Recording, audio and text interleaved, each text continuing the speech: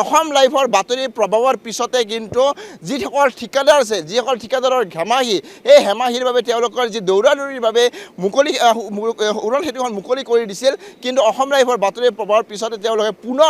পুনৰ এসপ্তাহ নহওঁতে পুনৰ তেওঁলোকে উৰণ সেতুখন মুকলি কৰিব তেওঁলোকে মেৰামতি কৰিব লগা হৈছে আমি দৃশ্যসমূহ দেখুৱাবলৈ অনুৰোধ জনাইছোঁ মোৰ সহযোগী বিষ্ণুক এয়া আমি দৃশ্য দেখুৱাইছোঁ এই স্থানতে যোৱাকালি যিহেতু অৰ্থাৎ মঙলবাৰে এই স্থানতে বিটুইনসমূহ চপৰা চপৰি এৰিছিল এই স্থানতে কেইবাটাও বৃহৎ আকাৰৰ তেওঁলোকৰ যি গাঁত আছিল এই গাঁতসমূহ তেওঁলোকে ইতিমধ্যে মেৰামতি কৰি থকাৰ পোনপটীয়া আমি দৃশ্য দেখুৱাইছোঁ কিন্তু উল্লেখ কৰিব লাগিব অনুপম আৰু গৌতম যিয়ে প্ৰাইভেট লিমিটেড আছে প্ৰাইভেট লিমিটেড তেওঁলোকে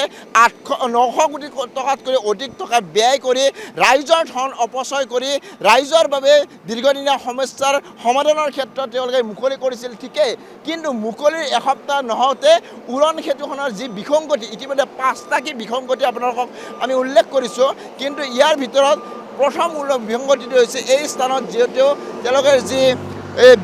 বিটুইন বা যিবোৰ শিলগুটি এই শিলগুটিসমূহ চপৰা চপৰি এৰিছিল আৰু এই স্থানতে দেখা পোৱা গৈছিল বৃহৎ আকাৰৰ গাঁতসমূহ কিন্তু ইয়াৰ মাজত আমি উল্লেখ কৰিব লাগিব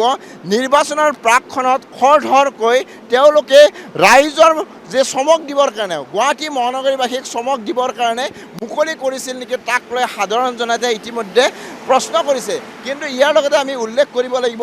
আটক ধুনীয়া আলোক সজ্জাৰে সজ্জিত কৰা উত্তৰ পূৰ্বাঞ্চলৰ সৰ্ববৃহৎ উৰণ সেতুখন 4.8 কিলোমিটাৰ এই উৰণ সেতুখনত 28 মাহত তেওঁলোকে সম্পূৰ্ণ কৰি ৰাইজৰ বাবে মুকলি কৰি দিছিল ঠিকেই কিন্তু মুকলিৰ এসপ্তাহ নহওঁতে এই যে বিসংগতি মই পুনৰ ক'ব বিচাৰিছোঁ 5টা বিসংগতি প্ৰথমে আমি দেখুৱাব বিচাৰিছোঁ প্ৰথম আছিল এই স্থানত এই যি স্থানত এতিয়া ৰুৰালে তেওঁলোকে কাম চলাই আছে সেই স্থানত তেওঁলোকৰ যিবোৰ বিটুইন আছিল এই বিটুইনসমূহ তেওঁলোকে চপৰা চপৰি এৰিছিল আনফালে কেইবাটাও প্ৰকাণ্ড গাঁতৰ সৃষ্টি হৈছিল যি স্থানত পানী জমা হৈ আছিল আনফালে আমি ক'ব লাগিব যিখন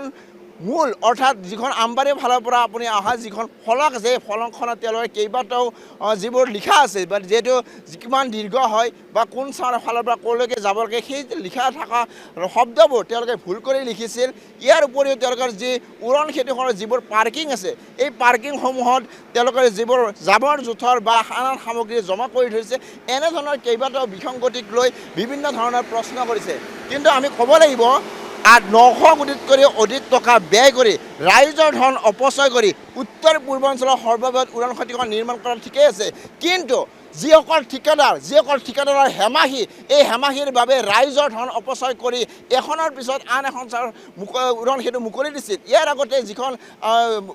গুৱাহাটী উত্তৰ গুৱাহাটী সংযোগী উৰণ সেতু সেই উৰণ সেতুখনত দেখা পোৱা গৈছে বিভিন্ন ধৰণৰ ফাটসমূহ মেলিছিল ঠিক একেদৰে কিন্তু মহাৰাজ পৃথুৰ নামত উৎসৰ্গা কৰা এই উৰণ সেতুখন 900 কোটি টকাতকৈ অধিক টকা ব্যয় কৰি নিৰ্মাণ কৰা এই উৰণ সেতুখনৰ কিন্তু ঠিকাদাৰ আৰু যিবোৰ তেওঁলোকৰ হেমাহি তেওঁলোকৰ দৌৰাদৌৰি এই হেমাহিৰ বাবে ৰাইজৰ ধন কিন্তু অপচয় কৰি থকাৰ প্ৰশ্ন কৰিছে সাধাৰণ জনতাই পুনৰ দৃশ্য দেখিবলৈ অনুৰোধ জনাইছোঁ এই স্থানত যিহেতু আপুনি নুনমাটিৰ ফালৰ পৰা যদি আহে যিটো ৰটাৰী আছে সেই ৰটাৰীৰ সন্ধিয়া হোৱাৰ লগে লগে কিন্তু এক ভয়ংকৰ যি যান-জঁট এই যান-জঁটৰ সৃষ্টি হয় কিন্তু ইয়াৰ লগতে আমি এক প্ৰকাৰ ক'ব লাগিব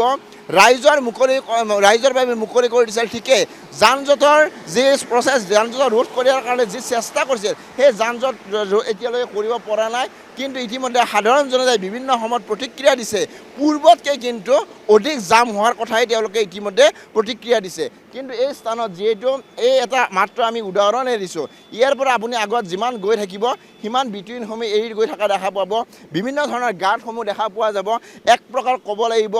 এই যে উৰণ সেতুখন উত্তৰ পূৰ্বাঞ্চলৰ সৰ্ববৃহৎ এই উৰণ সেতুখন কিন্তু উৰণ মুকলি কৰাৰ পিছতে কিন্তু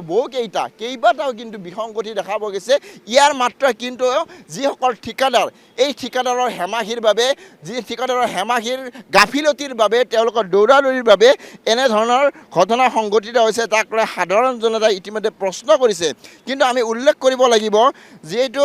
ৰাইজৰ ধন অৰ্থাৎ 900 কোটি টকাতকৈ অধিক টকা ব্যয় কৰি যিহেতু দুটাকে কনষ্ট্ৰাকশ্যন এটা গৌতম কনষ্ট্ৰাকশ্যন প্ৰাইভেট লিমিটেড আনফালে অনুপম প্ৰাইভেট লিমিটেড এই দুয়োগৰাকী ব্যক্তিৰ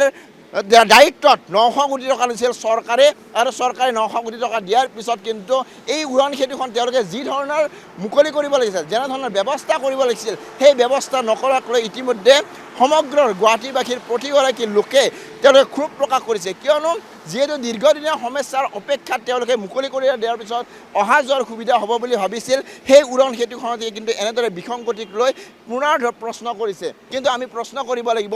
অনুপম আৰু গৌতম এই দুইগৰাকী ঠিকাদাৰে যিহেতু ৰাইজৰ ধন অপচয় কৰি বিভিন্ন সময়ত বিভিন্ন কেইখন উৰাণ সেতু তেওঁলোকে নিৰ্মাণ কৰিছে কিন্তু এনেধৰণৰ আধৰুৱা কাম কিয় কৰে তাক লৈ প্ৰশ্ন কৰিছে কাৰণ ৰাইজৰ ধন অপচয় কৰি তেওঁলোকে নিৰ্মাণ কৰিছে ৰাইজৰ সুবিধাৰ বাবে তেওঁলোকে মুকলি কৰিছে কিন্তু মুকলি কৰাৰ পিছতে কিন্তু উৰাণ সেতুখনত উত্তৰ পূৰ্বাঞ্চলৰ সৰ্ববৃহৎ উৰাণ সেতুখন এনেধৰণৰ বিসংগতি দেখা পোৱা গৈছে